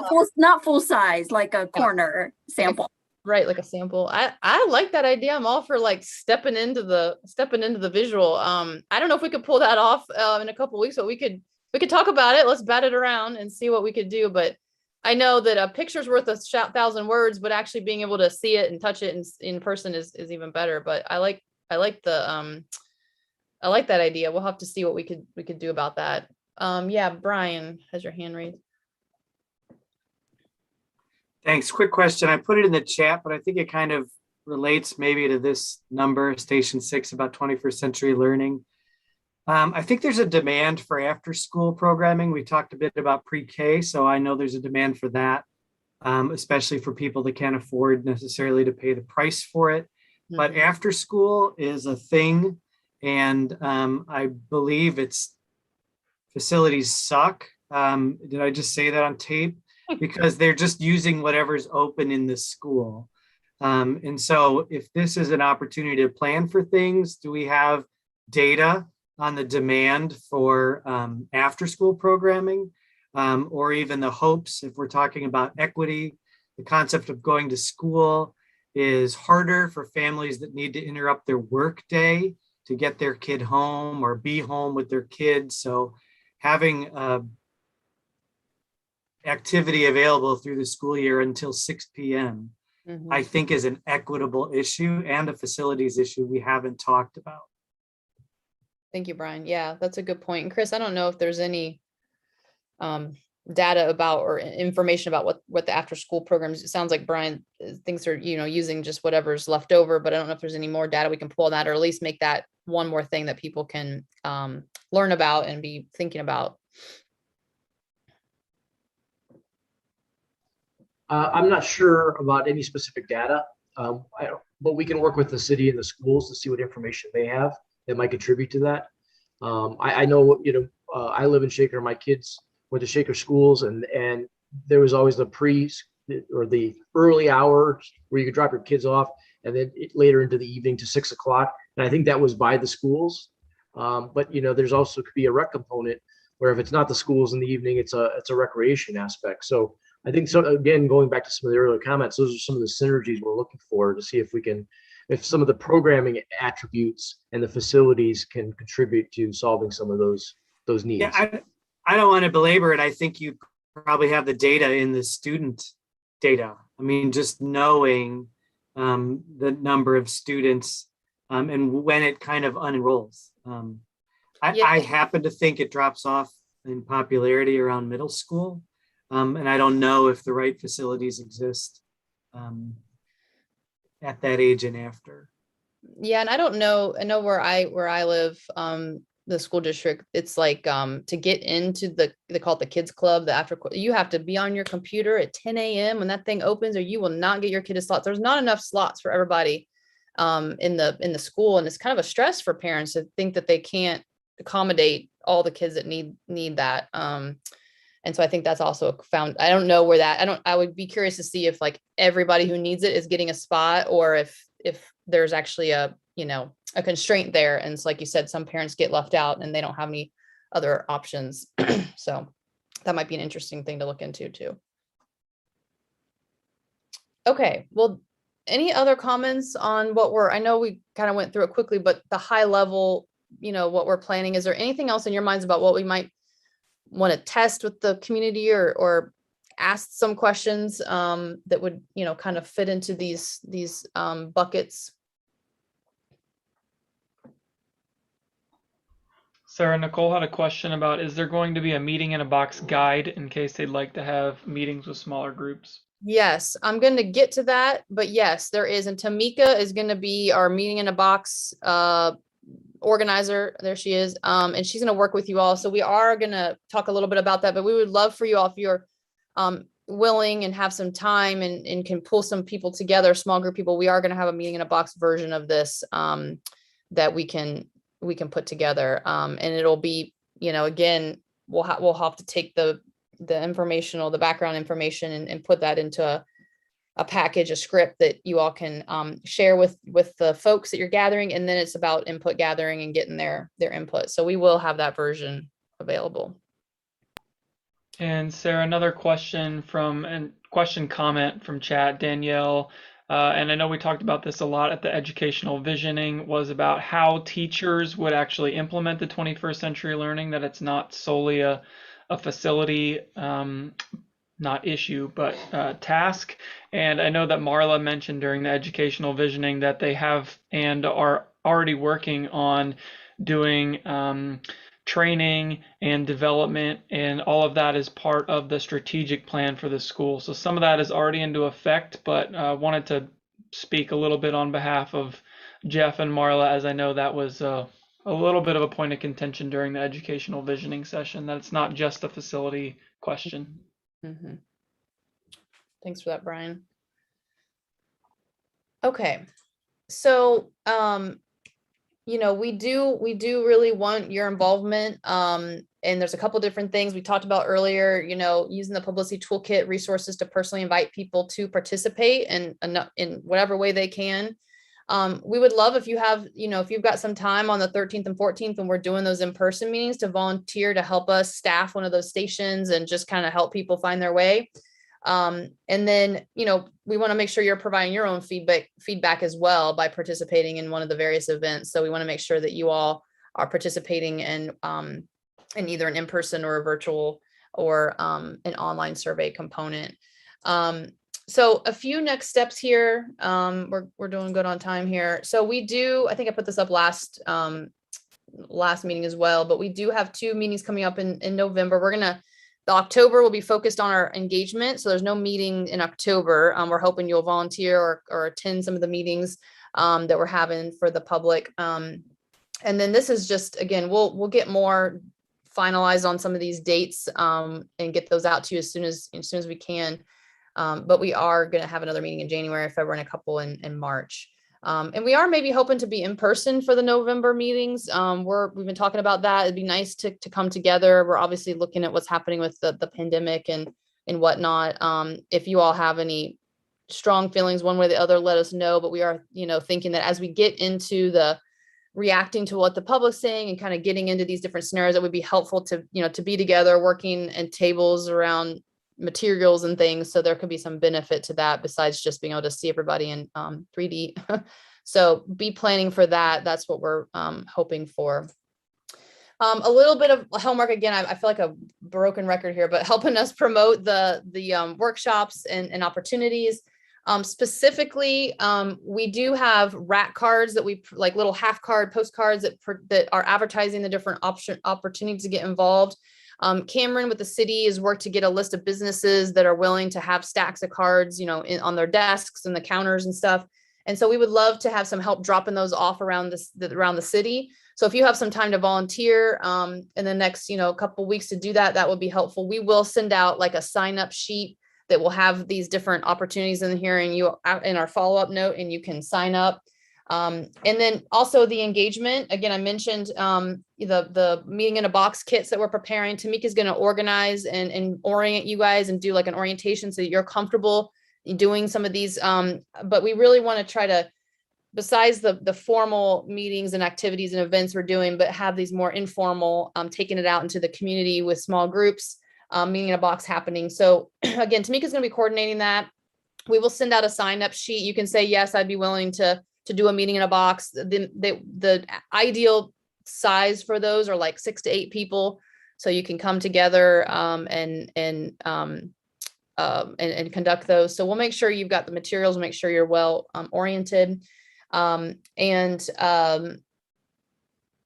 So we'll send a sign up sheet for both of those. We'll also probably include on that sign up sheet if you're willing and able to attend and help us just volunteer at one of the in-person public meetings as well. So we'll have all that kind of outlined in a sign up sheet that we'll send out to you here soon. And then I think we got maybe about half of you to send us your photo, your headshot, or a little paragraph about yourself for our visual roster. We still want to put that together to help everybody get to know each other. It's going to include the consultants and the client group as well. So if you haven't sent that to us, if you can get that to Brian in response to that follow-up note, whatever, you can take a picture, selfie with your phone. Doesn't have to be anything professional, but just a nice, shot of yourself and a little paragraph about you that we can put in that visual roster. We're trying to wrap that up here as soon as possible to get that out to you.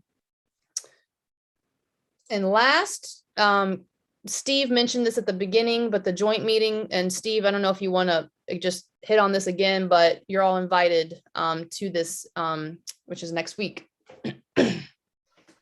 Just as an addition, we would really be pleased if you can join us. As I said, we'll introduce you to the boards and city council at that meeting, and I think it'll be very informative in terms of this will be the first time during the Forward Together process that we've had a joint meeting of those three organizations, and we're hoping to do that on occasion as we go through the process. Great. Okay, so I'm going to stop sharing there so we can see ourselves a little bit better. So we have just about 5 minutes left. So if there are any remaining questions or comments on anything, we've captured the chat and we'll go through that like we did last time. And if there's some questions that we need to address to the whole group, we'll send that out after. We are planning to send out a follow-up note, we're going to try to get it out within a week of the meeting that has, like if there's any to-dos, the sign-up sheet, reminders, answers to questions, stuff like that. So we are working on sort of a rhythm to get that. And then as soon as we get meeting dates set, we will send out, the hold on your calendar as well. For those, we'll try to communicate with you ahead of time and send some reminders out as well. Any final comments or questions?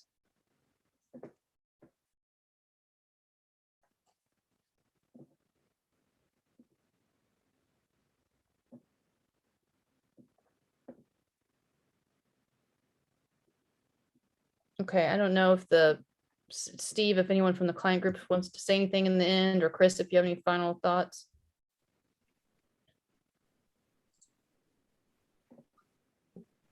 Well, I have a few final thoughts, Steve. First of all, I want to thank you all. I know this was a lot that we went through, and really appreciate your time and your efforts in this and your responses. And I'd like to open it up. Mayor, I don't know if you'd like to say any final thoughts, or Amy or Jeff from the three public organizations. Mayor, any comments? No, just great comments. I mean, really, really terrific. I'm just really impressed. Even remotely, people are just stepping up and coming up with great comments and really interacting. But I am looking forward to seeing people in person. So yeah, if you can make the joint meeting, that would be terrific. But with that, I'll stop. Okay. Thank you, Mayor. Amy, any final thoughts or comments? I think I would just echo what the mayor said. This is a really impressive group, and I've really appreciating the opportunity to hear everyone's suggestions and input. And I'm just really excited for how strong the process clearly is with the help of this group. So, thank you. Thank you, Amy. And Jeff Grossi, do you have any final thoughts or comments? Yeah, just I echo both the mayor and Amy. I do want to say that, Dr. Glassner, wishes he could have participated. He is taking part in the holiday yesterday and today. But he will, knowing Dr. Glassner, he will be watching this recording as soon as he is able, because as you know, he's very vested in this entire project. So thank you, everybody, for everything. Oh, real quick, Danielle in the chat. Brian's getting it. But for those of you who are new, I apologize. We probably haven't caught you up, but we're asking, we're going to create a visual roster of the group because we weren't sure at the beginning how long we would, be virtual, and it'd be nice to get to know each other. So we're just asking for like a photo and there's a little paragraph about yourself just to get to know each other. So it doesn't have to be anything real formal or long, but we are putting that together, and we'll share that as soon as we get critical mass of those bios and headshots back. Well, I think that ends our meeting, and we all want to thank you, and everyone have a great evening. Thank you for your time and effort. Looking forward to working with you guys for the next phase. So looking forward to your participation. Thank you all. This is a great process. Thank you all. Yeah, thank you. Have a great night. Take Bye. care. Good night, everyone. Good night. Thank you.